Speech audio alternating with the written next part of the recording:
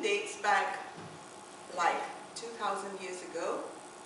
It started all in Europe, all right, by an ancient Celtic, it's an ancient Celtic festival. It used to be celebrated on the 1st of November, and this is the time when summer ends and it's going to be winter. Back in those days, they don't have warmers and things like that. And during that time, winter was a time where death is. People die because of cold, you know, coldness and things like that. And they felt winter was not a good time for them. And they also believe that during this time, the dead come back to visit them as ghosts. So they will put up bonfires, big huge bonfires, and they will dress up as ghosts so that to protect themselves from the ghost, so that when they dress up like this, they will be also taught as a fellow spirit and the ghost will go away. Okay, that was just their belief. And later, this Halloween spread towards America and also to all the other parts of the world. All right, and now it became very commercialized. It's a money-making industry these days. Okay, and then you see kids running around and then they have little bags to treat and things like that. Now, this is my time. Since I'll be a witch for today, I'm going to victimize, I'm going to bewitch all of you. Okay? And I will be picking out your names. Oh. But don't worry, I am a good witch, so I'll be giving you all a little bag. Now, the first victim, my first victim, will be Saul.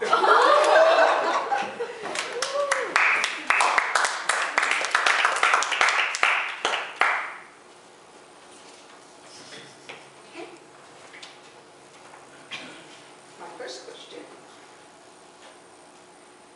Do you believe that houses can be haunted? Have you ever been to one? I repeat, do you believe that houses can be haunted? Have you ever been to one? So,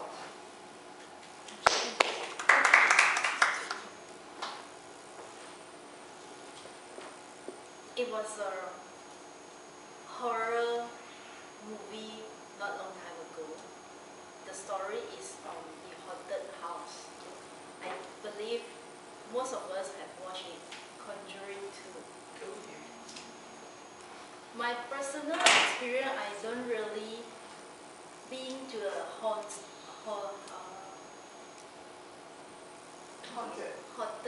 house. My experience used to be like watching from the movie, that can actually imprint a very horrible experience for quite a long time. I don't like ghost story. I scared, but I sometimes also enjoy watching it. Back to that question of today, mentioned about do I believe? I believe in that. That's why I feel myself enjoy watching the movie, but I don't really want to have the real experience by visiting or being in that place, because watching from the movie itself is very much very much terrifying experience. So it's actually up to today also, after watching the Conjuring 2, it lasts me for 1-2 weeks still repeating the same scenes. I was still thinking something happened when one scene is actually the TV is off and suddenly you see back from the screen there's a... Okay, stop here.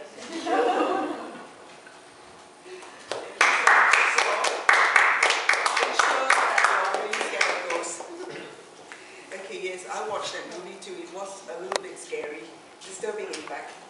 Now, my next victim will be Sarah. Ew, she's married, is it? Okay.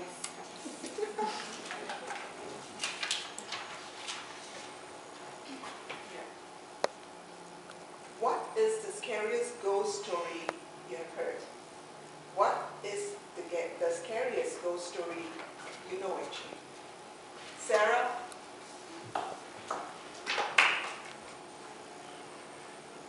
A year ago today, it was a normal day at work. I was working as an HR person in my office back in Klang, Maru. One by one, my colleagues have started to go home. It was 6 p.m., 7 p.m., 8 p.m. The last person that left the room was none other than my colleague that sat right on the left side of me, Ravinder Kaur. Ravinder Kaur asked me, "Kawai, you're not going home yet?" I told her, "Yes, a little bit more, Ravinder, you go first." And she said, "Okay, Kawai, I leave the whole place to you. Later you please off all the lights and the aircon." So I told her, "Ravinder, please, you please off the aircon first. Later I would be leaving soon already, so please off the aircon except the lights." So she went and she off all the aircons around us, and of course she left the lights on. Then she walked out from the room and the door closed. Then there was silence. So I kept working on my computer up to about 9 o'clock. I saw the clock was 9 o'clock, still early. Then after working for some time, I heard a click. Beep. Then the aircon on top of me suddenly on. And it was a huge blast of wind. I was like, okay, who on the aircon? There's no one around. That's a good ghost. And I tried to find the aircon remote controller. It was 45 degrees from where I'm looking at. And I quickly grabbed the aircon controller and off the aircon. It doesn't want to off. So I put back the aircon remote controller, off my computer, and just grab my bag and leave the office. That was the most scariest event that has ever happened to me. Thank you. That was scary. The green I forgot to give you one too. So, this one for you. Yeah, do we have time?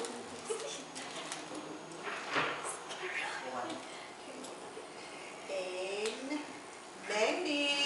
Oh my God,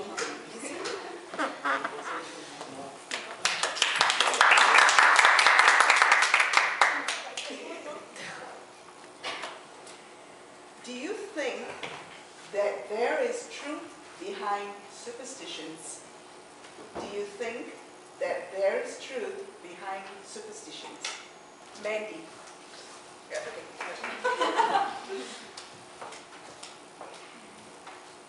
Since we are still as children, since I am still a child, my mom always said that, always warned me that don't cut your fingernails at night. She said this will invite spirits. It's something that we don't want them to come to our house. And when the time I'm still very small, very young age, so I listened to her.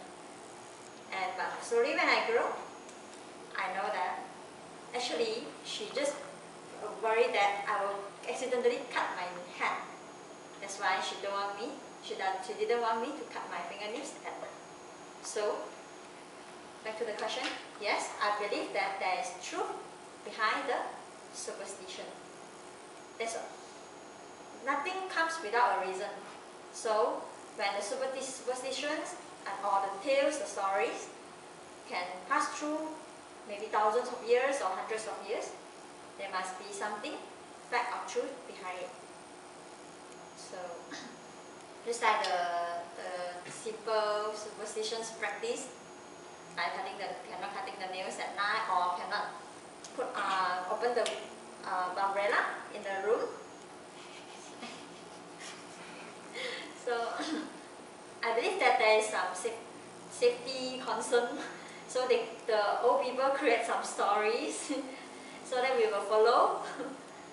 And sorry, without proper explanation from the old people, then it becomes a superstition. So that's all.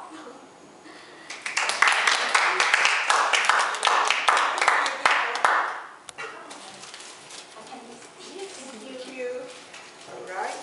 Yes, my mom used to also. My mom is very superstitious also, and you know the Indians believe that they shouldn't stand in one leg or something like that. And until now I don't. I asked her. I said, why you shouldn't stand in one leg? And she said, you just listen to me. It's not good for the house. And then I told her. I said, then what will happen to those women who have one leg? And she just she couldn't explain to me. Okay. Anyway. So there is, like Mandy said, there's always a reason behind all these things. Okay, anyway, do we have time for one more, two? Okay. Next person. Tom. Oh yeah, Ocean's evaluating, sorry. Okay. True. Tyron, sorry. Tyron.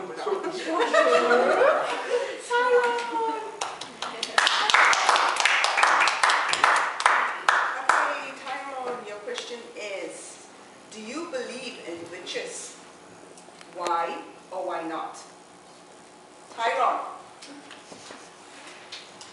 Okay, first of all, I want to say that actually I'm a very scientific guy, Oh. so I'm not really like believe those believe on the superstitious things, but I do believe on scientific view because as last time when I was young, I remember I watched a movie on YouTube regarding to documentations about this kind of research on these ghost things.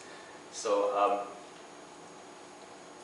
as for myself, I don't really believe like God wish or what, because so far I never see experience all these things. But as I said that I do very